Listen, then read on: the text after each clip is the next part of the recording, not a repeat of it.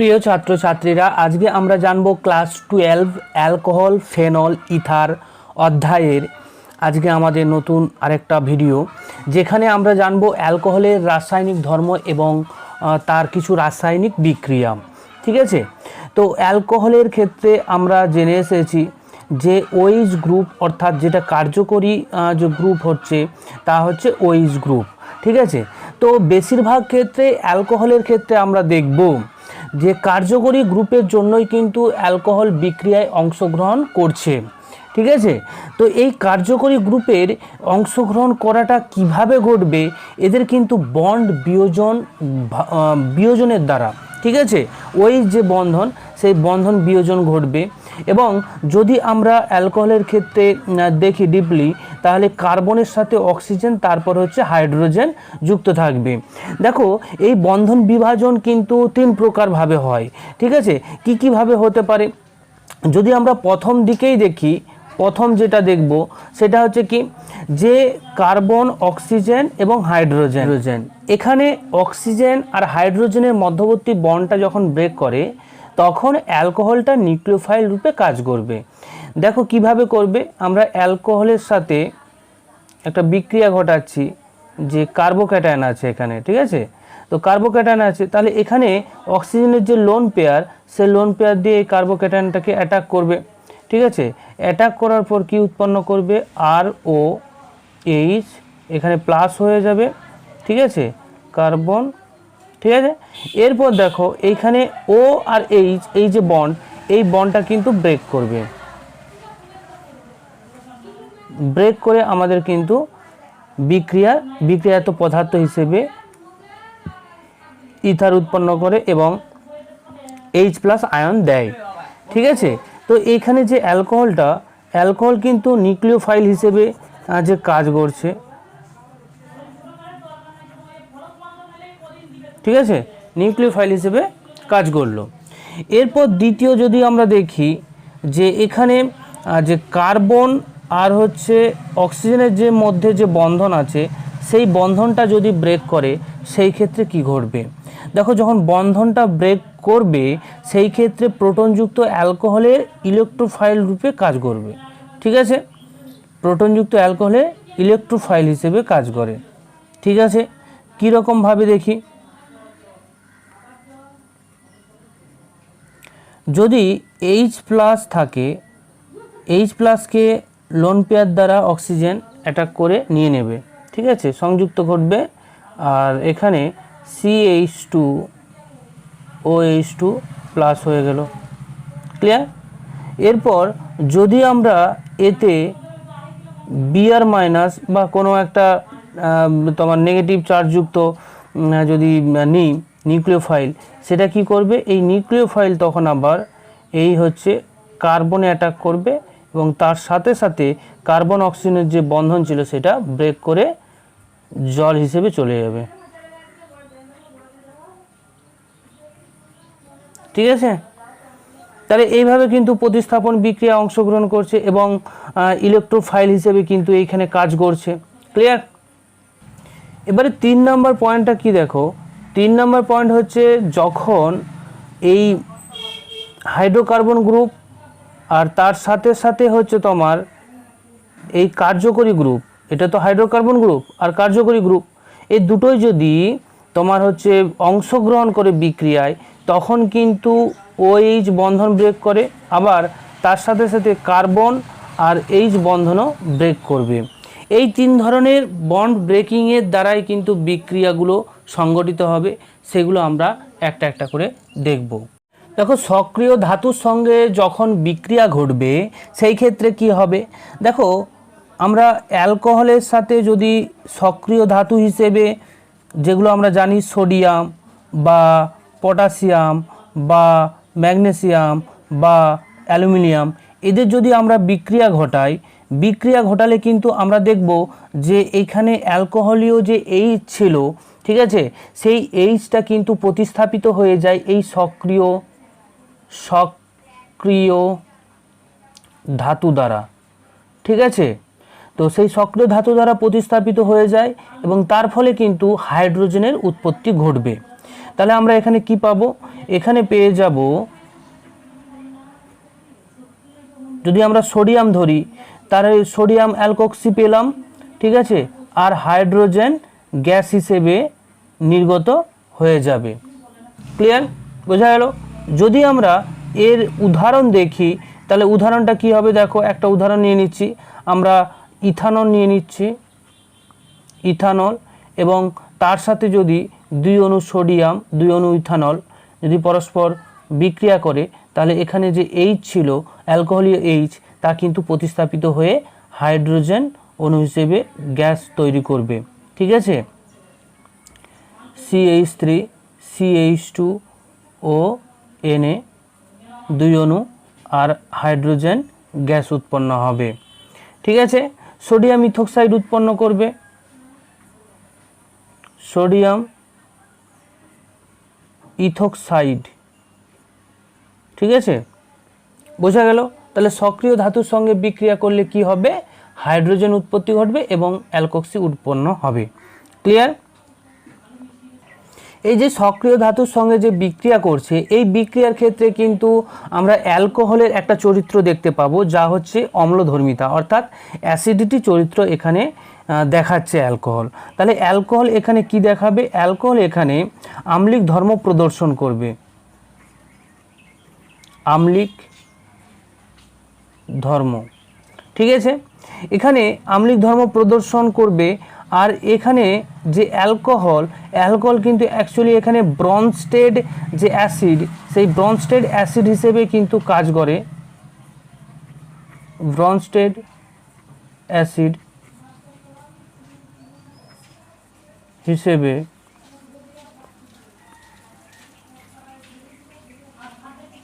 কাজ করবে, ঠিক আছে। এখানে ব্রনস্টেড অ্যাসিড হিসেবে কাজ করার সময় কি হয় দেখো, এরা শক্তিশালী ক্ষারককে প্রোটন দান করবে, শক্তিশালী ক্ষারক। এখানে আমরা যে সক্রিয় ধাতুগুলো দেখছিলাম এইগুলো তো সব শক্তিশালী ক্ষারক, তাকে প্রোটন দান করছে, প্রোটন দান করে নিজে কি হচ্ছে, অ্যালকোক্সাইডে পরিণত হচ্ছে, ঠিক আছে।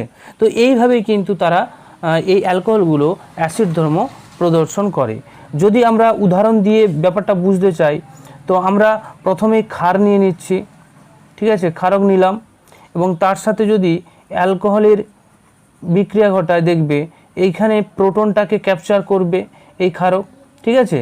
ফলে এইখানে যে অক্সিজেন আর হাইড্রোজেন বন্ড আছে সেটা খুলে গিয়ে এইখানে অক্সিজেনের মাথায় কি হয়ে যাবে, নেগেটিভ চার্জ হয়ে যাবে,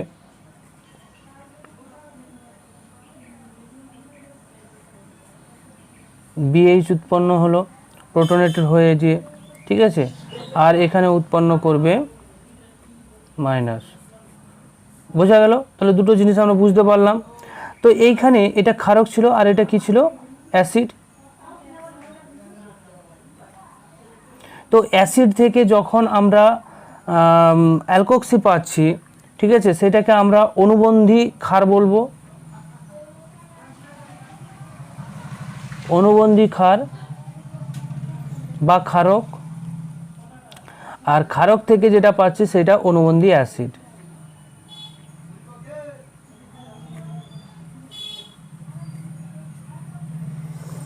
ঠিক আছে। একটা প্রশ্ন দেখো যে অ্যালকোহলের অম্লধর্মিতার কারণটা কি। দেখো এর উত্তরটা আমরা কিভাবে করব, দেখো একটু বুঝে নাও, তোমরা নিজেরাই লিখতে পারবে। অ্যালকোহলের অম্লধর্মিতার কারণ হলো অ্যালকোহলের যে OH গ্রুপ আছে সেই OH গ্রুপের, দেখো এইখানে অ্যালকোহলে তো উপস্থিত আছে OH গ্রুপ, সেই OH গ্রুপের অক্সিজেনটা কি হচ্ছে, অক্সিজেনটা হচ্ছে তীব্র তড়িৎ ঋণাত্মক,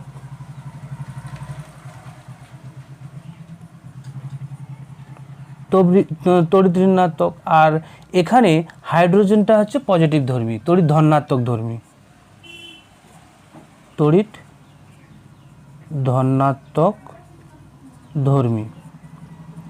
ফলে তড়িৎ ঋণাত্মকতা অক্সিজেনের বেশি হওয়ার জন্য এইখানে যে অক্সিজেন আর হাইড্রোজেনের মধ্যে যে বন্ড তাতে তো দুটো ইলেকট্রন জোড় আছে, ঠিক আছে, এতে তো দুটো ইলেকট্রন জোড় আছে যারা পরস্পর এখানে অক্সিজেনও ব্যবহার করছে ওই ইলেকট্রন জোড় দিকে, আবার হাইড্রোজেনও ব্যবহার করছে ওই ইলেকট্রন জোড় দিকে।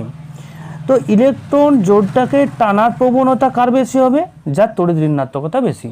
ফলে এখানে এই যে বন্ধন জোড় যে ইলেকট্রন, সেই বন্ধন জোড় ইলেকট্রনটিকে অক্সিজেন তার নিজের দিকে টানবে বেশি, ঠিক আছে। ফলে হাইড্রোজেন কি হবে, খুব সহজেই H+ রূপে কিন্তু বেরিয়ে যেতে পারে, খুব সহজেই কিন্তু H+ রূপে বেরিয়ে যাবে, যেহেতু তড়িৎ ধনাত্মক ধর্মী। আর এখানে তড়িৎ ঋণাত্মকতা বেশি হওয়ার জন্য বন্ধন জোড় ইলেকট্রনটিকে নিজের দিকে বেশি টেনে রাখে, ঠিক আছে। এই কারণেই কিন্তু অ্যালকোহল অম্লধর্মিতা দেখাবে। ক্লিয়ার? এবার এই অম্লধর্মিতা অ্যালকোহলগুলোর ক্ষেত্রে যেমন 1 ডিগ্রি অ্যালকোহল দেখলাম, 2 ডিগ্রি অ্যালকোহল, 3 ডিগ্রি অ্যালকোহল, এদের যদি অর্ডার বলে বা ক্রম বলে তাহলে কার বেশি হবে? 1 ডিগ্রি অ্যালকোহলের আম্লিকতাটা বেশি হয় 2 ডিগ্রির থেকে, আবার 2 ডিগ্রিরটা বেশি হয় 3 ডিগ্রির থেকে। এর কারণটা কি? এর কারণটা হলো, দেখো যখন 1 ডিগ্রি আমরা করছি, আমরা উদাহরণ নিয়েই করি, CH3 CH2OH, আরেকটা নিলাম CH3 CH3 CHOH, আরেকটা আমরা নিয়ে নিচ্ছি CH3 CH3 CH3 আর হচ্ছে OH। ক্লিয়ার? তো দেখো এখানে এই যে অ্যালকোহলীয় গ্রুপটা যে কার্বনের সঙ্গে যুক্ত আছে, সেই কার্বনে একটা মিথাইল গ্রুপ আছে, আর এখানে মিথাইল গ্রুপ কি দেখাবে? প্লাস আই এফেক্ট দেখাবে। তো প্লাস আই এফেক্টের জন্য কি হয়, ইলেকট্রনের ডেনসিটিটাকে এই কার্বনের ওপর কি করবে? দিয়ে দেবে। ফলে ইলেকট্রন ডেনসিটি এই কার্বনের উপর যদি বাড়ে, তাহলে কার্বন অক্সিজেনের মধ্যে বন্ধন জোড় ইলেকট্রন প্রতি কি হবে, কার্বন তা ইলেকট্রন বন্ধন জোড়টিকে ওই অক্সিজেনের দিকে ঠেলবে। ফলে অক্সিজেনের ইলেকট্রনের ঘাটতিটা পূরণ হচ্ছে। তো ইলেকট্রনের ঘাটতি যখন পূরণ হবে, তখন এই যে তোমার OH বন্ধন জোড় ইলেকট্রনের প্রতি আকর্ষণটা কমতে থাকবে। এবারে মিথাইলের সংখ্যা যদি বাড়তে থাকে বা ইলেকট্রন উইথড্রয়িং গ্রুপের, ইলেকট্রন ডোনেটিং গ্রুপের, যেটা ইলেকট্রন তোমার ঘনত্ব দান করা যে সমস্ত গ্রুপ বা পজিটিভ আই এফেক্ট দেখায় যেগুলো, সেই সমস্ত গ্রুপ যদি থাকে, তাহলে কার্বনের ওপর ইলেকট্রনের ডেনসিটি অনেক পরিমাণ বাড়বে। ফলে কার্বন কি করবে?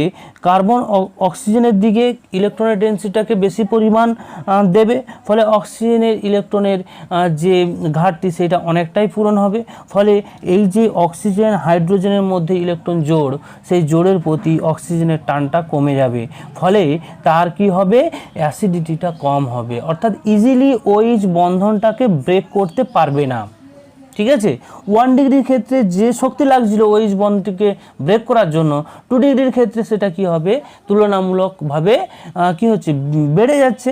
আর 3 ডিগ্রির ক্ষেত্রে আরও বেড়ে যাচ্ছে। ফলে তাদের অ্যাসিডিটি যদি অর্ডার দেখি, অ্যাসিডিটি অর্ডারটা হয়ে যাবে তোমার 1 ডিগ্রির প্রথম, তারপরে 2 ডিগ্রি, তারপরে 3rd ডিগ্রি। এরপর দেখব কার্বক্সিলিক অ্যাসিডের সঙ্গে বিক্রিয়া, যেটাকে আমরা এস্টারিফিকেশন বিক্রিয়া বলি বা এস্টারিফিকেশন টেস্ট আমরা ক্ষেত্রে আমরা এই বিক্রিয়াটা দেখব। তো এখানে কি হয় দেখো, কার্বক্সিলিক অ্যাসিড যদি আমরা নিই, কার্বক্সিলিক অ্যাসিড তার সাথে অ্যালকোহলের বিক্রিয়া ঘটাচ্ছি।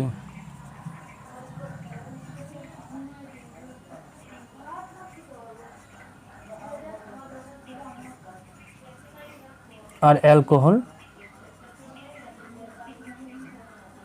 এদের যদি বিক্রিয়া ঘটায়, আমরা বিক্রিয়াটা ঘটাবো কনসেন্ট্রেটেড H2SO4 এর উপস্থিতিতে, ঠিক আছে। এখানে কনসেন্ট্রেটেড H2SO4 কিন্তু অনুঘটক রূপে কাজ করবে, ঠিক আছে। তো অনুঘটক রূপে কাজ করে এবং দেখব আমরা কার্বক্সিলিক অ্যাসিডের OH আর হচ্ছে অ্যালকোহলের H পরস্পর এইখান থেকে কি হবে? জল বেরিয়ে যাবে। তাহলে এখান থেকে কি বেরোবে? জল বেরিয়ে গেল, এবং জল বেরোনোর পর তারা পরস্পর কি হবে? যুক্ত হয়ে যাবে, ঠিক আছে। এইখানে কার্বন এই অক্সিজেনের সঙ্গে যুক্ত হলো, ফলে আমরা কি পাচ্ছি? এস্টার পাচ্ছি, ঠিক আছে। তাহলে কার্বক্সিলিক অ্যাসিডের সঙ্গে যখন আমরা বিক্রিয়া ঘটাচ্ছি, তখন কিন্তু আমরা পাচ্ছি এস্টার এবং জল। তো এইখানে যে জলটা উৎপন্ন হচ্ছে, যে জলটা উৎপন্ন হচ্ছে কনসেন্ট্রেটেড H2SO4 অনুঘটক হিসেবে ব্যবহার করেছি। তো সেই অনুঘটকের সাথে এই জল আবার বিক্রিয়া করে কিন্তু পুনরায় কিন্তু এই যে তোমার কার্বক্সিলিক অ্যাসিড আর অ্যালকোহলে রূপান্তরিত করতে পারে। তার জন্য এই বিক্রিয়াটা কিন্তু সম্মুখবর্তী হতে পারে। তাই আমরা এই বিক্রিয়াটিকে উভয়মুখী চিহ্ন দিয়ে রাখবো, কারণ এই ফরওয়ার্ড ডাইরেকশন অর্থাৎ সম্মুখেও হতে পারে, আবার ব্যাকওয়ার্ডেও কিন্তু হতে পারে। ঠিক আছে, তো এখানে কনসেন্ট্রেটেড H2SO4 কি করবে, এই জলটাকে শুষে নেবে। ক্লিয়ার? এর একটা উদাহরণ যদি আমরা দেখি, দেখা যাক উদাহরণটা। প্রথমে আমরা নিয়ে নেব অ্যাসিটিক অ্যাসিড, আর নিলাম আমরা ইথানল। ঠিক আছে, তাহলে এইখান থেকে জল বেরোবে, আমরা এখানে ব্যবহার করে দেব কনসেন্ট্রেটেড H2SO4 CH3 ও CH2 CH3, আমরা পেয়ে যাবে ওইখানে ইথাইল অ্যাসিটেট, ইথাইল অ্যাসিটেট, যেটা এক প্রকার হচ্ছে এস্টার। বোঝা গেল? তো এইভাবে কিন্তু তোমরা বিক্রিয়াগুলোকে খাতায় লিখে লিখে করবে, তাহলে কিন্তু মনে থাকবে। দেখো, অ্যাসিড ক্লোরাইড এবং অ্যানহাইড্রাইডের সঙ্গে যদি আমরা বিক্রিয়া ঘটাই তাহলে কি হবে, অ্যালকোহলের সাথে বিক্রিয়া ঘটাবো। তো এখানে আমরা অ্যালকোহলের সাথে যখন যে অ্যাসিড ক্লোরাইডের বিক্রিয়া ঘটাবো, ঠিক আছে, অ্যাসিড ক্লোরাইডের যে বিক্রিয়া ঘটালে এটা হয়ে যাবে অ্যাসিড ক্লোরাইড। তো বিক্রিয়া ঘটানোর সময় কিন্তু আমরা পিরিডিন ব্যবহার করব। ঠিক আছে, এখানে পিরিডিন ক্ষার, যেটা অনুঘটক হিসেবে আমরা ব্যবহার করছি, পিরিডিন ব্যবহার করলাম। ঠিক আছে, তো পিরিডিনের উপস্থিতিতে যদি আমরা অ্যাসিড ক্লোরাইডকে অ্যালকোহলের সাথে যদি বিক্রিয়া ঘটাই তাহলে অ্যালকোহলের যে এইচ, সেই এইচটা কিন্তু প্রতিস্থাপিত হয়ে যায় অ্যাসাইল গ্রুপ দ্বারা। অর্থাৎ এইখানে দেখো, এই ক্লোরিন আর হাইড্রোজেন পরস্পর যুক্ত হয়ে HCl উৎপন্ন করলো, আর এইখানে তোমার এইচের পরিবর্তে এই যে অ্যাসাইল গ্রুপ, সেই অ্যাসাইল গ্রুপটা কিন্তু এইখানে হাইড্রোজেনের স্থানে প্রতিস্থাপিত হয়ে যায়। ফলে আমরা পাবো যে এস্টার ফর্মেশন করলো। ঠিক আছে, এটা অ্যাসিড ক্লোরাইডের ক্ষেত্রে। যদি অ্যাসিড অ্যানহাইড্রাইডের ক্ষেত্রে আমরা দেখি, অ্যাসিড অ্যানহাইড্রাইড নিয়ে নিচ্ছি, এটা হচ্ছে অ্যাসিড অ্যানহাইড্রাইডের সংকেত, জেনারেল সংকেত। এখানে আর হচ্ছে অ্যালকাইল গ্রুপ, অ্যাসিড অ্যানহাইড্রাইড। ঠিক আছে, তো এর সাথে আমরা অ্যালকোহলের বিক্রিয়া ঘটাচ্ছি পিরিডিনের উপস্থিতিতে। বিক্রিয়া ঘটালে কি হয়, বিক্রিয়া ঘটালে দেখবে তোমরা এই যে এইচ আর এইখান থেকে পুরো অংশটা কি হবে, অ্যাসিড ফর্মেশন করবে, আর COOH অ্যাসিড করলো। ঠিক আছে, অ্যাসিড ফর্মেশন করলো। আর দেখো বাকি থাকা যে অংশ, এই অংশ আর এই অংশ পরস্পর যুক্ত হয়ে এস্টার তৈরি করলো। কি বোঝা গেল? এইভাবে কিন্তু অ্যাসিড ক্লোরাইড এবং অ্যানহাইড্রাইডের সঙ্গে বিক্রিয়া ঘটবে। আমরা একটা করে উদাহরণ দেখে নেব প্রত্যেকটারই। তাহলে দেখো, প্রথম উদাহরণটা দেখো, আমরা প্রথমে যেটা নিয়েছি অ্যাসিটাইল ক্লোরাইডের সঙ্গে ইথানলের বিক্রিয়ায় পিরিডিনের উপস্থিতিতে আমরা ইথাইল অ্যাসিটেট পেলাম। ঠিক আছে, আর HCl উৎপন্ন হলো। দ্বিতীয় ক্ষেত্রে অ্যাসিটিক অ্যানহাইড্রাইড নিয়েছি, ইথানল এবং পিরিডিনের উপস্থিতিতে আমরা ইথাইল অ্যাসিটেট আর অ্যাসিটিক অ্যাসিড পাবো। ঠিক আছে, যে অ্যালকোহলের COH বন্ধন অর্থাৎ কার্বন অক্সিজেনের মধ্যে যে বন্ধন, সেই বন্ধন ব্রেকজনিত অর্থাৎ বন্ধন বিভাজনজনিত যে বিক্রিয়া, সেই বিক্রিয়াগুলো আমরা দেখছি।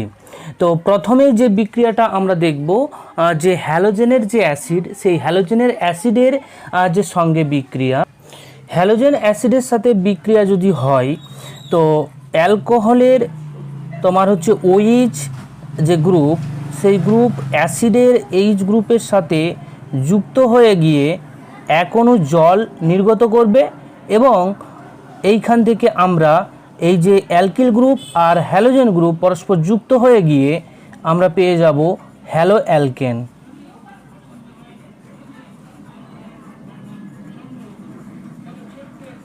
ঠিক আছে, আর এক অণু জল উৎপন্ন হবে। তাহলে এখানে কি হলো, এখানে হলো যে অ্যালকোহলীয় OH গ্রুপ আর যে অ্যাসিডের এইচ তারা পরস্পর যুক্ত হয়ে যাবে এবং OH এর পরিবর্তে সেখানে হ্যালোজেন প্রতিস্থাপিত হয়ে যাবে। তো এইখানে যে হ্যালোজেনের অ্যাসিড বলতে এখানে এক্স বলতে হ্যালোজেনকে বোঝানো হয়েছে, সেটা হচ্ছে ক্লোরিন, ব্রোমিন, আয়োডিন। ঠিক আছে, তো আমরা যদি উদাহরণ একটা দেখি, উদাহরণ তাহলে আমরা ইথানল নিয়ে নিই। ঠিক আছে, ইথানল এবং তার সাথে যদি আমরা HCl এর বিক্রিয়া ঘটাই তাহলে আমাদের এখান থেকে হ্যালো অ্যালকেন উৎপন্ন হবে আর জল উৎপন্ন হবে। ঠিক আছে, বোঝা গেল? তো এইভাবে আরও তোমরা করতে পারো। ধরলাম আমরা প্রোপানল নিলাম, তার সাথে যদি আমরা HCl এর বিক্রিয়া ঘটাই সেই ক্ষেত্রেও একই রকমভাবে আমরা হ্যালো অ্যালকেন পেয়ে যাব। ক্লিয়ার? ঠিক আছে, এরপর আমরা জানব ফসফরাস হ্যালাইডের সঙ্গে বিক্রিয়া কিভাবে হয়। তো ফসফরাস হ্যালাইডের সাথে বিক্রিয়ার ক্ষেত্রে আমরা ফসফরাস যে হ্যালাইড নেব তো PCl5 নিতে পারি। ঠিক আছে, ক্লোরিন যখন ব্যবহার করব, বা যে PCl3 বা PBr3। দেখো PBr3 অ্যাকচুয়ালি এইভাবে থাকবে না, তাদেরকে আমরা সদ্য প্রস্তুত করতে হয়। তো ফসফরাস আর ব্রোমিনের বিক্রিয়া ঘটিয়ে PBr3 আমরা উৎপন্ন করি। ঠিক একই রকমভাবে PI3-র ক্ষেত্রেও আমরা ফসফরাস আর আয়োডিনের বিক্রিয়া ঘটিয়ে তৎক্ষণাৎ উৎপন্ন করে তারপরে বিক্রিয়ায় অংশগ্রহণ করে। ঠিক আছে, তো অ্যালকোহল এবং তোমার ফসফরাসের যে হ্যালাইড পরস্পর যদি বিক্রিয়া করে এই ক্ষেত্রেও কিন্তু হ্যালো অ্যালকেন উৎপন্ন হবে।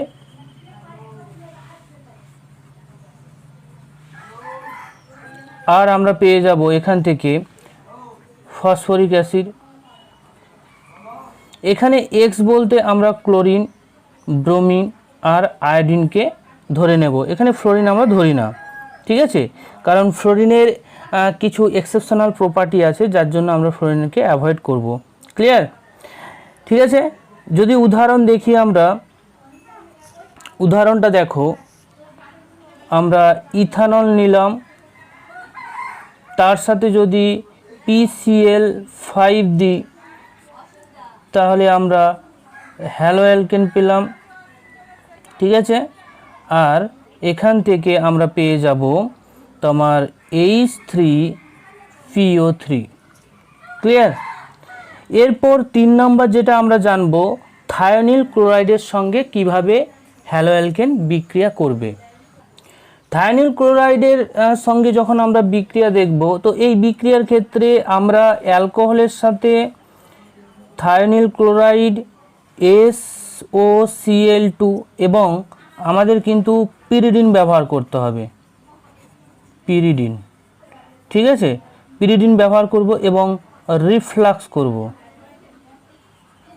করলে কিন্তু আমরা এই ক্ষেত্রেও হ্যালো অ্যালকেন পাবো এবং তার সাথে সাথে এখানে আমরা SO2 গ্যাস পাই এবং HCl গ্যাস পাই।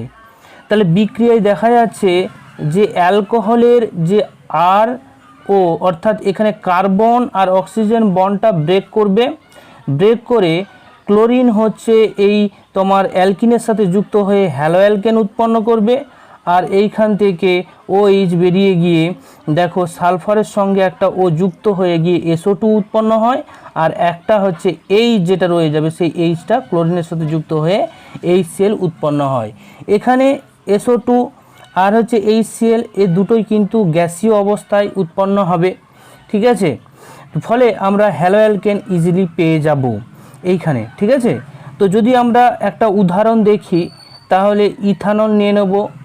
ইথানলের সাথে আমরা প্রথমেই হচ্ছে SOCl2 আর হচ্ছে পিরিডিন দিয়ে যদি রিফ্লাক্স করি, রিফ্লাক্স করলে আমরা এখান থেকে হ্যালোঅ্যালকেন পেলাম, আর হচ্ছে SO2 উৎপন্ন হলো গ্যাস, আর HCl উৎপন্ন হলো গ্যাস, ঠিক আছে, বোঝা গেল।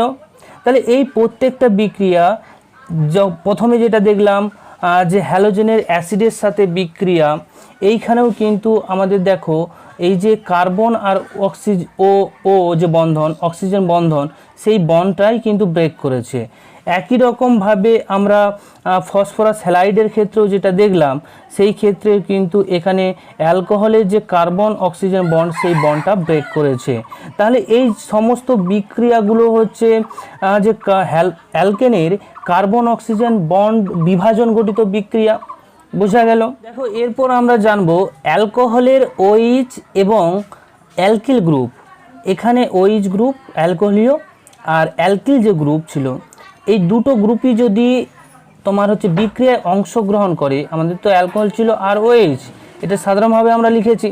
তাহলে এখানে অ্যালকিল গ্রুপ আর OH গ্রুপ দুটাই যদি বিক্রিয়ায় অংশগ্রহণ করে, সেই ক্ষেত্রে আমাদের যে সমস্ত বিক্রিয়াগুলো হয়, সেই বিক্রিয়াগুলো আমরা দেখছি, ঠিক আছে। এটা 3 নাম্বার বিভাজন পদ্ধতি, যেটা আমরা প্রথমেই দেখে এসেছি যে 3টি প্রকারের হয়, এটা শেষ বিভাজন পদ্ধতি বিক্রিয়া সমূহ।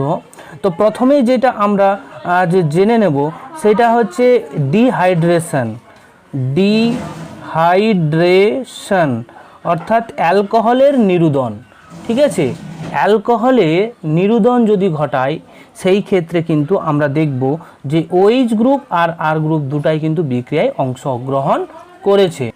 তো এই অ্যালকোহলের নিরুদনের ক্ষেত্রে দেখবে যে অ্যালকোহলটা আমরা নেব, সেই অ্যালকোহলের যে কার্বনের সাথে OH গ্রুপ যুক্ত আছে, সেই কার্বনের পাশের কার্বনের সাথে অন্ততপক্ষে যদি একটা হাইড্রোজেন পরমাণু যুক্ত থাকে, তাহলে সেই ক্ষেত্রে দেখব আমরা যে হাইড্রোজেন আর হচ্ছে ওই OH পরস্পর থেকে কিন্তু এক অণু জল বের করে দেয়, নিরুদন ঘটবে জলের, ঠিক আছে। এবং এইখান থেকে আমরা পেয়ে যাব অ্যালকিন, ঠিক আছে। কি পাবো আমরা? অ্যালকিন পাবো, ক্লিয়ার। তাহলে এইখানে কিন্তু আমাদের একটা শর্ত আছে। কি শর্ত আছে? শর্তটা এটাই যে অ্যালকোহলীয় OH গ্রুপের পাশের কার্বনে অবশ্যই অন্ততপক্ষে একটা হাইড্রোজেন পরমাণু থাকতে হবে। এবং এই যে প্রসেসটা ঘটছে, এই প্রসেসটাকে আমরা কিন্তু আন্তঃআণবিক নিরুদন বলবো। এই প্রসেসটাকে আমরা কি বলি? আন্তঃআণবিক নিরুদন, ঠিক আছে। এখানে আন্তঃআণবিক নিরুদন বলতে এখানে দেখো একটা অ্যালকোহল অণুর মধ্যেই কিন্তু নিরুদনটা ঘটছে, তাই এটাকে আন্তঃআণবিক বা ইন্ট্রামলিকুলার ডিহাইড্রেশন বলবো এটাকে, ঠিক আছে, ইংরেজিতে, ক্লিয়ার। তো এখানে আমরা কিন্তু নিরোধক একটা স্পেসিফিক ব্যবহার করতে হবে। এখানে নিরোধক হিসেবে আমরা কি ব্যবহার করতে পারি? নিরোধকগুলো হবে, নিরোধক কি ব্যবহার করতে পারি? নিরোধকগুলো ব্যবহার করতে হবে প্রোটিক অ্যাসিড, প্রোটিক অ্যাসিড, যেমন হচ্ছে প্রোটিক অ্যাসিডের মধ্যে কনসেন্ট্রেটেড H2SO4 বা H3PO3, এই প্রোটিক অ্যাসিডগুলো আমরা নিরোধক হিসেবে ব্যবহার করব। শুধু যে প্রোটিক অ্যাসিড তা নয়, আমরা লুইস অ্যাসিডও ব্যবহার করতে পারি। লুইস অ্যাসিড আমরা ব্যবহার করতে পারি।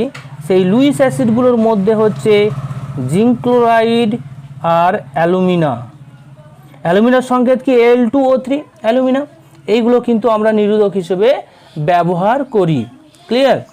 তাহলে আমরা একটা উদাহরণ দেখে নিই। উদাহরণ আমরা নিয়ে নিচ্ছি। প্রথমে যে উদাহরণটা নিচ্ছি সেটা আমরা নিয়ে নিই ইথানল। ইথানল নিলাম, তাতে যদি আমরা কনসেন্ট্রেটেড H2SO4 ব্যবহার করি বা অ্যালুমিনা ব্যবহার করি এবং হিট দিই, ঠিক আছে। হিট দিলে আমরা এইখান থেকে ইথিলিন পাবো। ইথিলিন। ক্লিয়ার?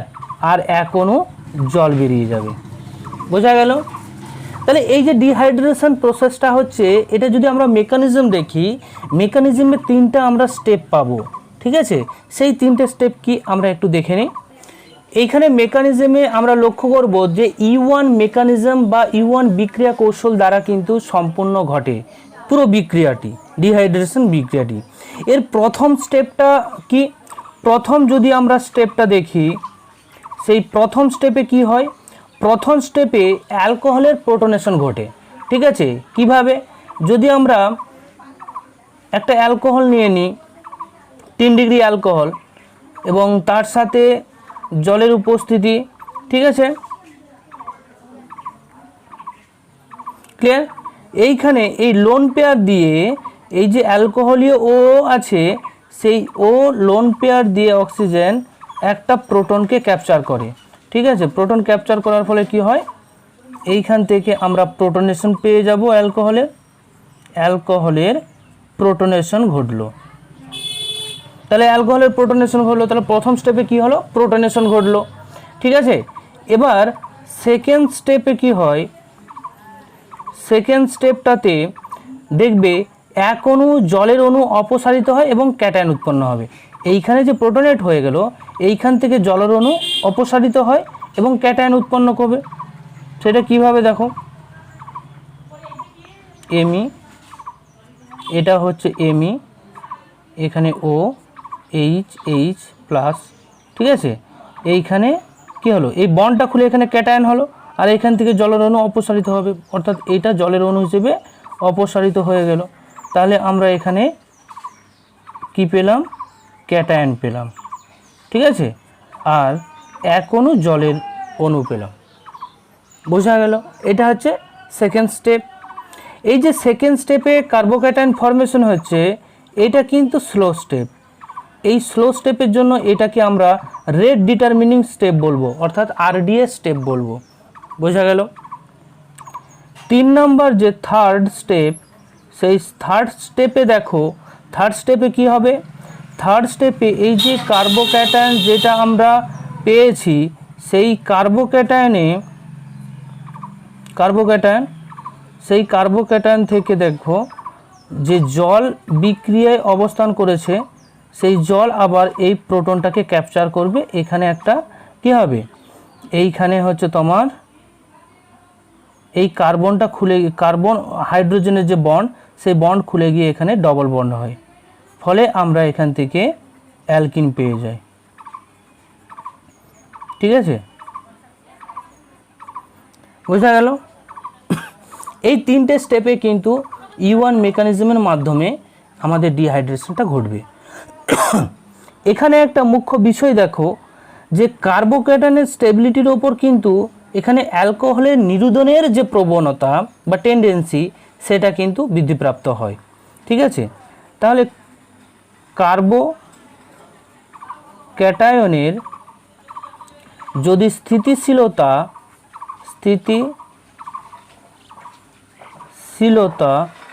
ক্রম আমরা দেখি, তাহলে স্থিতিশীলতা ক্রমটাই আমরা কি জানি? যে 3rd ডিগ্রি কার্বোক্যাটায়ন বেশি স্টেবল হবে 2 ডিগ্রির থেকে, আবার 2 ডিগ্রির বেশি হবে 1 ডিগ্রির থেকে। তাহলে আমরা এখানে বলতে পারি যে অ্যালকোহলের নিরুদন প্রবণতা ক্রমটা কি হবে? ঠিক একই রকমভাবে 3rd ডিগ্রি অ্যালকোহলের বেশি হবে 2 ডিগ্রির থেকে, আর 2 ডিগ্রির থেকে বেশি হবে 1 ডিগ্রির থেকে। এই অর্ডারে কিন্তু হবে। ঠিক আছে? জিনিসটা ভালো করে বুঝে নেবে এবং খাতায় নোট ডাউন করবে। আর ডিসক্রিপশন বক্সে গিয়ে দেখবে যে পিডিএফ লিঙ্ক দেওয়া থাকবে, যেটা পড়ানো হয়েছে সেটারই পিডিএফ লিঙ্ক দেওয়া আছে, তোমরা একটু দেখে নেবে। ক্লিয়ার? এই যে অ্যালকোহলের নিরুদনের প্রবণতা ওপর নির্ভর করেই আমরা কিন্তু অ্যালকোহলের প্রকৃতি অনুযায়ী কনসেন্ট্রেটেড H2SO4 যেটা নির্দক হিসেবে ব্যবহার করছিলাম, তার গাঢ়ত্ব এবং যে উষ্ণতা ব্যবহার করছি, সেই উষ্ণতার কিন্তু ভিন্নতা দেখা যায়। সেটার একটা সারণী তোমরা দেখো এখানে, যে আমরা যদি ইথানল নিই, ইথানল তো 1 ডিগ্রি, এখানে কিন্তু কনসেন্ট্রেটেড H2SO4 আমরা ব্যবহার করব এবং উষ্ণতাটাও কিন্তু 170 ডিগ্রির কাছাকাছি। সেখান থেকে আমরা অ্যালকিন পাই আর জলের অণু বেরিয়ে যায়। যদি আমরা এখানে 2 ডিগ্রি দেখি, ঠিক আছে, তো 2 ডিগ্রি অ্যালকোহলের ক্ষেত্রে এখানে কিন্তু আমরা 85% কনসেন্ট্রেটেড H2SO4 আমরা ব্যবহার করব এবং উষ্ণতা তুলনামূলক 100 ডিগ্রিতে হয়ে যাবে। ঠিক আছে, সেইখান থেকে আমরা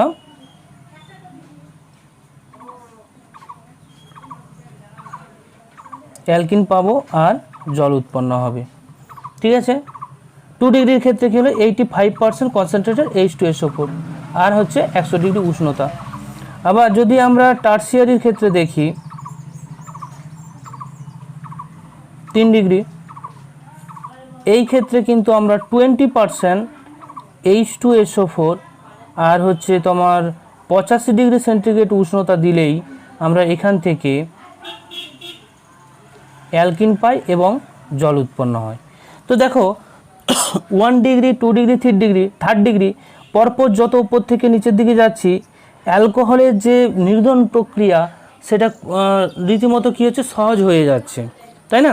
তো এইখানে কিন্তু অ্যালকোহলের নির্দন প্রক্রিয়াটা ওই কার্বোক্যাটায়ন স্টেবিলিটির উপর নির্ভর করে, কারণ এই পুরো ডিহাইড্রেশনটা তোমার হচ্ছে E1 মেকানিজমে হচ্ছে, অর্থাৎ কার্বোক্যাটায়ন ফর্মেশন করবে। তাহলে কার্বোক্যাটায়নের স্টেবিলিটি যত বাড়বে তত নির্দন প্রক্রিয়া সহজ হয়ে উঠবে বা প্রবণতাটা বেশি হবে। তাই কিন্তু আমরা আস্তে আস্তে নিরোধকের যে পার্সেন্টেজ কনসেন্ট্রেশন সেটা কমতে থাকছে এবং উষ্ণতাও তুলনামূলক কমছে। ক্লিয়ার? দেখো, অ্যালকোহলের অক্সিডেশন সম্পর্কে বা জারণ সম্পর্কে আমরা আলোচনা করব। তো অ্যালকোহলের জারণের ক্ষেত্রে তো আমরা প্রথমে একটা অ্যালকোহল বোঝার জন্য নিয়ে নিচ্ছি। ঠিক আছে, অ্যালকোহল নিলাম। তো এইখানে দেখবে যখন আমরা এর অক্সিডেশন ঘটাবো, অক্সিডেশন করলে এখানে অক্সিজেন আর হচ্ছে হাইড্রোজেন এই বন্ডটাও ব্রেক করে এবং তার সাথে সাথে কার্বন আর হচ্ছে হাইড্রোজেন যদি ওই অ্যালকোহলীয় গ্রুপের যে কার্বনের সঙ্গে যুক্ত আছে সেই কার্বনে যদি হাইড্রোজেন উপস্থিত থাকে, সেই ক্ষেত্রে সেই হাইড্রোজেনটা ব্রেক করবে, করে গিয়ে এখানে 2 অণু হাইড্রোজেন পরমাণু বেরিয়ে যায়, অর্থাৎ এখান থেকে আমরা 2 পরমাণু হাইড্রোজেন বেরোয়। ঠিক আছে, সেইখান থেকে আমরা 1 অণু হাইড্রোজেন গ্যাস পাবো, 1 অণু হাইড্রোজেন গ্যাস হিসেবে বেরিয়ে যাবে। আর এই যে অ্যালকোহল থেকে আমরা কিন্তু কিটোন পাবো, সেটা কিটোন পেতে পারি বা অ্যালডিহাইডও পেতে পারি। ঠিক আছে, দুটাই হতে পারে, অ্যালডিহাইড বা কিটোন। ঠিক আছে, তো অ্যালকোহলের যদি আমরা জারণ ঘটাই, প্রথম ক্ষেত্রে যেটা হয়, প্রথম ক্ষেত্রে কিন্তু অ্যালডিহাইড উৎপন্ন হবে এবং তারপর পুনরায় জারিত হয়ে আবার কিন্তু সেটা কিটোনে কনভার্ট হয়ে যায় বা তারপর থেকে কিটোন থেকে আবার সেটা কার্বক্সিলিক অ্যাসিডে চলে যায়। ঠিক আছে, তো এইখানে কিন্তু ডিহাইড্রোজিনেশন ঘটলো, এখানে হাইড্রোজেন বেরিয়ে যাচ্ছে মানে ডিহাইড্রোজিনেশন।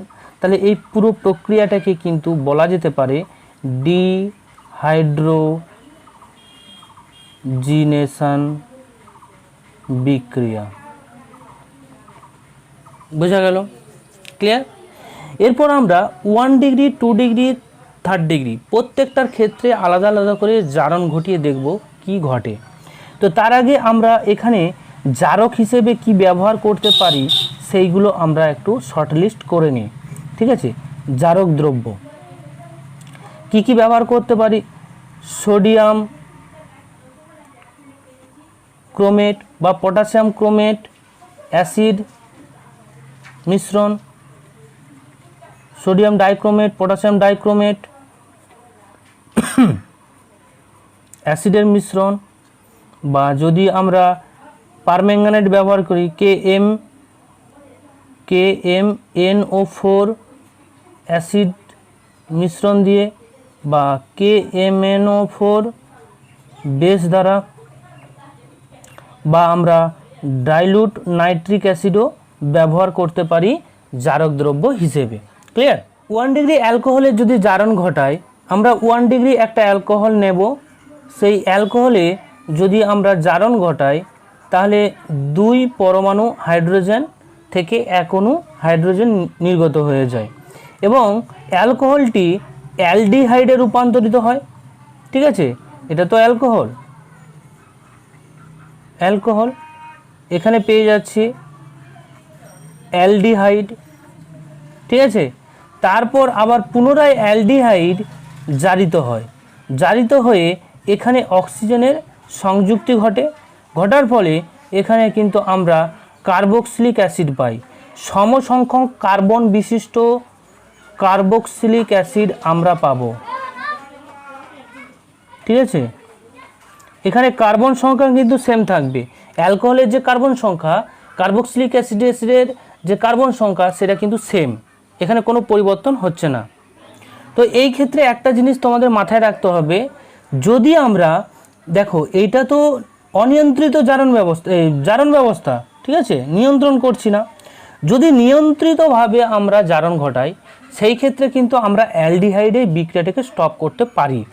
ঠিক আছে, সেই জন্য কিন্তু আমাদের মৃদু জারক দ্রব্য হিসেবে আমরা পিসিসি, ঠিক আছে, বা কলিন্স বিকারক, এইগুলো আমরা মৃদু জারক দ্রব্য ব্যবহার করব।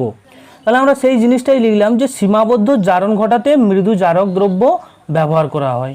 ঠিক আছে, পিসিসি বলতে পিরিডিনিয়াম ক্লোরোক্রোমেট, যার সংকেত হচ্ছে, যার মিশ্রণ এখানে হবে, এটা অ্যাকচুয়ালি একটা মিশ্রণ। ঠিক আছে, কতগুলো এর, তো ক্রোমিয়ামের অক্সাইড এবং তার সাথে পিরিডিন এবং HCl একটা মিশ্রণ। কলিন্স বিকারক কি, এখানে ক্রোমিয়ামের অক্সাইড এবং তার সাথে 2 অণু হচ্ছে পিরিডিন, এর একটা মিশ্রণ। ক্লিয়ার? তাহলে এইভাবে কিন্তু আমরা সীমাবদ্ধ যদি জারণ ঘটাই, তাহলে আমরা একটা অ্যালকোহল নিয়ে নিই, প্রোপানল নিলাম, এবং তাতে যদি আমরা পিসিসি ব্যবহার করি তাহলে কিন্তু এটা কিন্তু দেখবে সমসংখ্যক একটা অ্যালডিহাইডে পরিণত হয়, আর কিন্তু এর জারণ ঘটবে না, কারণ আমরা মৃদু জারক দ্রব্য ব্যবহার করেছি। ক্লিয়ার? এখানে এই যে তোমার বিক্রিয়ার জারণটা ঘটালাম, এটা কিন্তু সীমাবদ্ধ জারণ। ঠিক আছে, একটা লিমিটেড পর্যন্ত জারণ ঘটবে। তো এখানে শুধু পিসিসি ব্যবহার করলে হবে না, এখানে আমাদের যে দ্রাবকটা ব্যবহার করতে হবে সেটা হচ্ছে তোমার CH2Cl2। ঠিক আছে, এরপর আমরা যদি 2 ডিগ্রি অ্যালকোহল বা সেকেন্ডারি অ্যালকোহলের জারণ ঘটাই সেই ক্ষেত্রে কি হবে?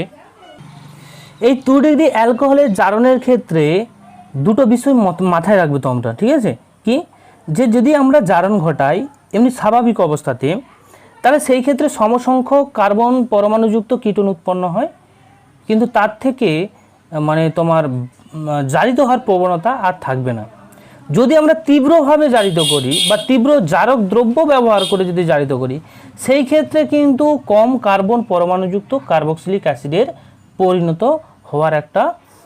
পরিণত হবে। ঠিক আছে, এখানে তাহলে আমরা কি জানলাম, যে তাহলে জারণে প্রথমে সমসংখ্যক কার্বন পরমাণুযুক্ত কীটন উৎপন্ন হবে, এটি সহজেই কিন্তু পুনরায় জারিত হবে না।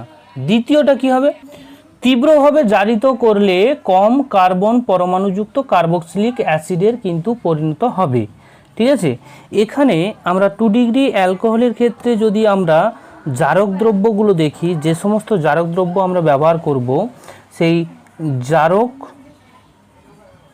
দ্রব্যগুলি হবে, যেমন আমরা জোনসের বিকারক ব্যবহার করতে পারি, জোনস বিকারক। ঠিক আছে, এটা কি, এটা হচ্ছে ক্রোমিক অক্সাইডের এবং H2SO4 আর হচ্ছে অ্যাসিটোনের মিশ্রণ। ঠিক আছে, বা আমরা পটাশিয়াম ডাইক্রোমেট এবং H2SO4 এর মিশ্রণ ব্যবহার করতে পারি। এগুলো কিন্তু সবকটাই কিন্তু তীব্র জারক দ্রব্য, এটা কিন্তু মাথায় রাখতে হবে। ঠিক আছে, বা KMnO4 অ্যাসিড মিডিয়াম ব্যবহার করতে হবে। এইগুলো কয়েকটা দিলাম। ঠিক আছে, তো এই তীব্র জারক দ্রব্য ব্যবহার করেই কিন্তু আমরা 2 ডিগ্রি অ্যালকোহলের জারণ দেখব। ঠিক আছে, তাহলে আমরা একটা উদাহরণ নিয়ে দেখা যাক।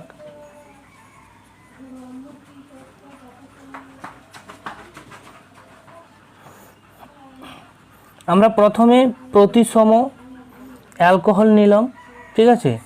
প্রতিসম অ্যালকোহলে যদি আমরা জারণ ঘটাই, সেই জারণ ঘটালে কিন্তু আমরা দেখবে একই রকম কম সংখ্যক কার্বন বিশিষ্ট দুটো কিন্তু কার্বক্সিলিক অ্যাসিড গঠন হয়।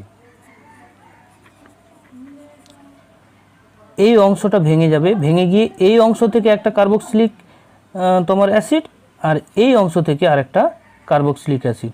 তো এই অংশ থেকে যেটা এলো সেটা হচ্ছে এটা, আর এই অংশটা থেকে যেটা এলো সেটা হচ্ছে CH2COOH। বোঝা গেল? এটা যদি এখান থেকে আসে, এটা যদি এখান থেকে আসে, এটা 2, ঠিক আছে। এভাবে হবে। এটা কিন্তু প্রতিসমর ক্ষেত্রে হচ্ছে। কেন প্রতিসমর ক্ষেত্রে একই রকম হচ্ছে দেখো, যদি জিনিসটাকে ভালো করে বোঝার চেষ্টা করো, এখানে কিন্তু একটা রুল ব্যবহার হয় যদি অপ্রতিসম হয়ে যায়। তো সেটা বোঝার আগে আমরা প্রতিসমটা কিভাবে ভাঙছে সেটা আমরা দেখে নিই, কেন একই রকম হচ্ছে। যদি এইখান থেকে এই অংশটা ভাঙে, ঠিক আছে, তাহলে কি কি আসবে? আর CH2COOH, আর CH2 CH2 না, RCOOH। এই অংশ থেকে RCOH, আর এই অংশটা থেকে আসবে RCH2COOH, ঠিক আছে। এরপর যদি আমরা মনে করি না এইটা ভাঙবো না, এটাকে যদি ভাঙি, তাহলে সেই ক্ষেত্রে এই অংশটা থেকে আসবে RCOOH, আর এই পুরো অংশটা থেকে আসছে RCH2COOH। তাহলে দেখো এইখানে উৎপন্ন যে দুটো কার্বক্সিলিক অ্যাসিড এসছে, এইখানে উৎপন্ন কার্বক্সিলিক অ্যাসিড দুটোই সেম। তো এই সেম হওয়ার কারণটা হচ্ছে প্রতিসম অ্যালকোহলের জারণের দ্বারা, ঠিক আছে। প্রতিসম অ্যালকোহলের জারণ করেছি। যদি অপ্রতিসম হয়ে যায় সেই ক্ষেত্রে একটা রুল আমরা ব্যবহার করব, সেই রুলটার নাম হচ্ছে পপপস রুল। তাহলে পপপস রুলটা কি সেটা আমরা আগে জেনে নিই। তাহলে পপপস রুলটা কি, যে অপ্রতিসম কিটোনের যদি আমরা জারণ ঘটাই, ঠিক আছে, প্রথমে তো অ্যালকোহলটা কিটোনে রূপান্তরিত হবে, তারপর তার জারণ ঘটবে, তারপর কার্বক্সিলিক অ্যাসিড উৎপন্ন হয়, এটা তো আমরা জানি। তো কিটোনের যদি অপ্রতিসম কিটোনের জারণ যদি নেক্সট টাইম ঘটাই আমরা, সেই ক্ষেত্রে কিন্তু কার্বন কার্বন বন্ধন যে বিভাজন এমনভাবে ঘটবে যাতে ক্ষুদ্রতম অ্যালকিল গ্রুপটি কার্বনিল গ্রুপের সঙ্গে যুক্ত থাকে। ক্ষুদ্রতম অ্যালকিল গ্রুপটি কার্বনিল গ্রুপের সঙ্গে যুক্ত থাকবে, অর্থাৎ কার্বনিল গ্রুপ বলতে এই যে কিটো গ্রুপ, সেই কিটো গ্রুপের সাথে যুক্ত থাকবে, ঠিক আছে। এইখানে যে আমরা করলাম অপ্রতিসম অ্যালকোহল, সেই অপ্রতিসম অ্যালকোহল থেকে একটা স্টেপ অমিট করে গেছি, সরি। তো এইখানে অপ্রতিসম অ্যালকোহল থেকে কিন্তু প্রথমেই কিটোন উৎপন্ন হয়, ঠিক আছে। সেই কিটোন উৎপন্ন হবে এবং এটা কিটোন হবে, সরি একটু মিস্টেক হয়ে গেছে, কিটোন উৎপন্ন হবে। তারপর কিন্তু তাদের অক্সিডেশন যদি করি তাহলে কিন্তু আমরা কার্বক্সিলিক অ্যাসিড পাচ্ছিলাম, ঠিক আছে। এখানে ডাইরেক্টলি কিন্তু কার্বক্সিলিক অ্যাসিড হবে না, প্রথমে কিটোন উৎপন্ন হবে এবং তারপর কিন্তু অক্সিডেশন যদি আমরা করি তারপর কার্বক্সিলিক অ্যাসিড উৎপন্ন হবে, ঠিক আছে। এটা একটু মিস্টেক হয়ে গেছিলো, তোমরা একটু দেখে নেবে।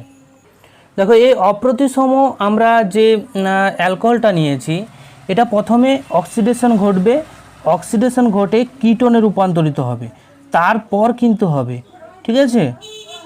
তারপর তাদের যদি অক্সিডেশন আমরা ঘটাই, তারপর নেক্সট টাইম যদি অক্সিডেশন ঘটাই, ঠিক আছে, যেহেতু অনিয়ন্ত্রিত অবস্থায় হচ্ছে, অক্সিডেশন ঘটার পর দেখবে এখানে কোনটা হচ্ছে ক্ষুদ্রতম অ্যালকিল গ্রুপ, এখানে ক্ষুদ্রতম অ্যালকিল গ্রুপ, আর এটা কিন্তু এই যে কার্বনিল যে গ্রুপটা আছে তার সঙ্গে অ্যাটাচ থাকবে, তাহলে এইখানের বন্ডটা কিন্তু ব্রেক করবে, ঠিক আছে।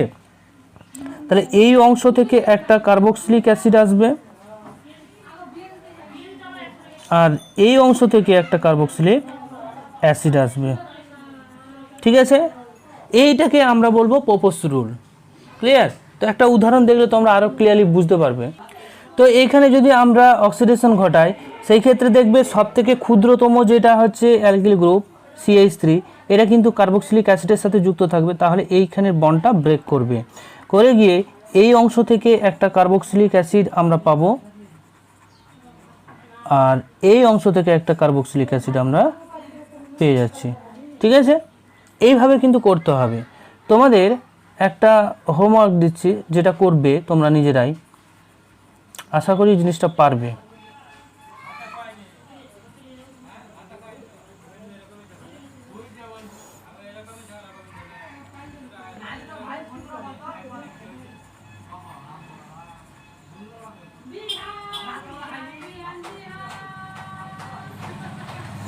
পারবে আশা করি।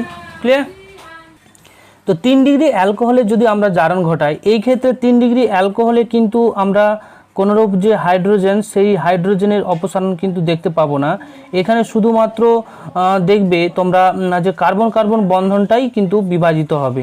যদি আমরা এই 3 ডিগ্রি অ্যালকোহলকে জারণ ঘটাই, প্রথমেই আমরা এখান থেকে পেয়ে যাই, এইখানে দেখো, এইখানে যে হাইড্রোজেনটা আছে, একটা হাইড্রোজেন খুলে গিয়ে এইখানে ডবল বন্ড পড়বে, আর এখান থেকে তোমার হচ্ছে জল বেরিয়ে যাবে। তাহলে এখান থেকে আমরা অ্যালকিন পাবো। ঠিক আছে, অ্যালকিন পেলাম। এরপর দেখো, এইখানে কিন্তু কোনোরূপ আমরা দেখতে পাচ্ছি না যে ও গ্রুপ আছে বা কিটোন উৎপন্ন হচ্ছে। এখানে তো কিটোন উৎপন্ন হচ্ছে না। কার্বনিল কার্বনে কোনো রকমের যে হাইড্রোজেন পরমাণু যুক্ত না থাকার জন্যই কিন্তু এদের দুটো হাইড্রোজেন পরমাণু অপসারণ হতে পারে না। কেবল তাহলে এই কার্বন কার্বন যে বন্ড, সেই বন্ডটা ব্রেক করবে। ঠিক আছে, বিভাজন ঘটবে। তাহলে এই বন্ডটা যদি ব্রেক করলে দেখবে এই অংশ থেকে হচ্ছে কার্বন, এই যে অংশ, ঠিক আছে, এই অংশটা ব্রেক করে কিন্তু এখানে একটা ও চলে আসবে, ফলে এখানে কার্বনিল একটা গ্রুপ সৃষ্টি হয়।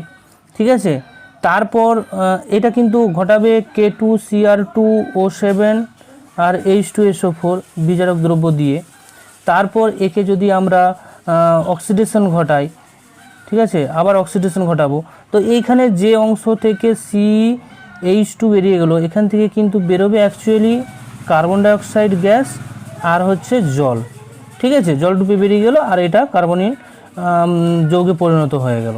তারপর অক্সিডেশন যদি করি, তাহলে এইখান থেকে কিন্তু আমরা পেয়ে যাব অ্যাসিড পেয়ে যাব। ঠিক আছে, অ্যাসিড পেয়ে যাব, কার্বক্সিলিক অ্যাসিড এক অণু, আর এখানে কার্বন ডাইঅক্সাইড আর হচ্ছে জল। এই অংশটা বা এই অংশটা যে কোনো একটা ভাঙবে। ঠিক আছে, ভেঙে গেলে এই পোর্শনটা থেকে আমরা অ্যাসিড পেলাম, কার্বক্সিলিক অ্যাসিড, আর এই পোর্শন থেকে কার্বন ডাইঅক্সাইড আর জল পেয়ে যাব। বোঝা গেল? তো এইভাবে কিন্তু আমরা টার্সিয়ারি অ্যালকোহলের জারণ ঘটাবো।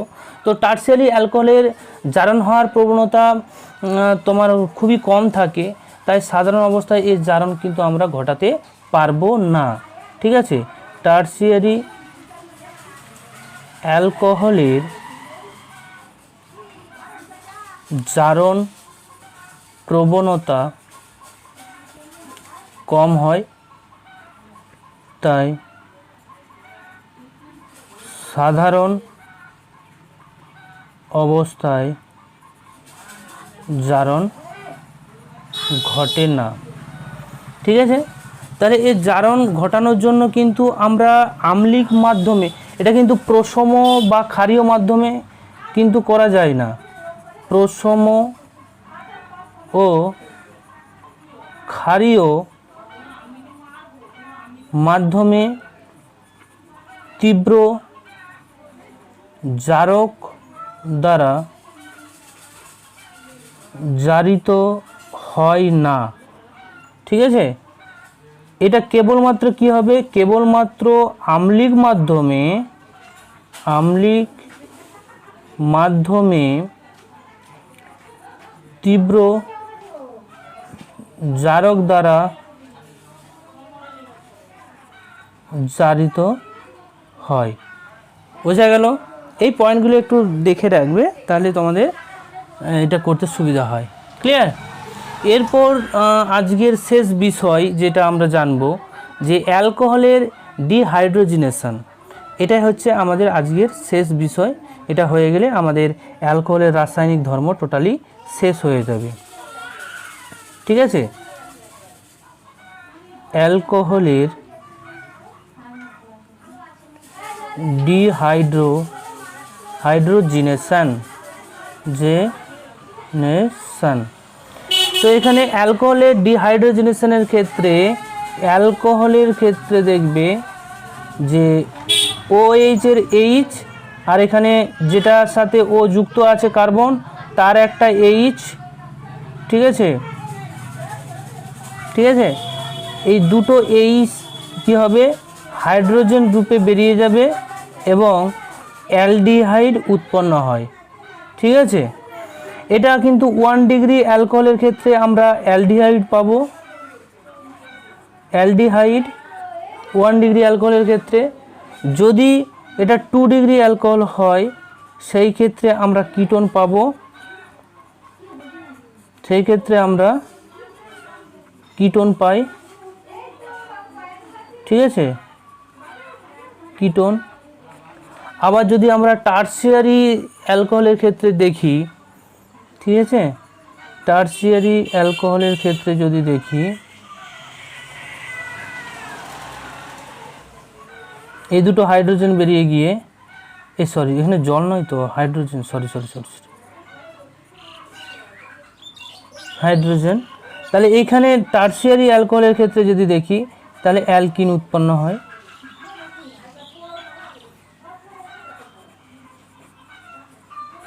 ঠিক আছে। তাহলে আমরা কি জানলাম যে অ্যালকোহলের ডিহাইড্রোজেনেশন যদি ঘটায় তাহলে 1 ডিগ্রি অ্যালকোহল থেকে অ্যালডিহাইড পাবো এবং 2 ডিগ্রি অ্যালকোহল থেকে কিটোন এবং 3 ডিগ্রি অ্যালকোহল থেকে অ্যালকিন পাই। বোঝা গেল, ঠিক আছে। যদি তোমাদের এই ক্লাসের ক্লাস নোট চাও তাহলে কিন্তু ডিসক্রিপশন বক্সে গিয়ে দেখবে ক্লাস PDF লিংক বলে দেওয়া আছে, সেইখান থেকে তোমরা ডাউনলোড করে নিতে পারো। ওকে, থ্যাংক ইউ।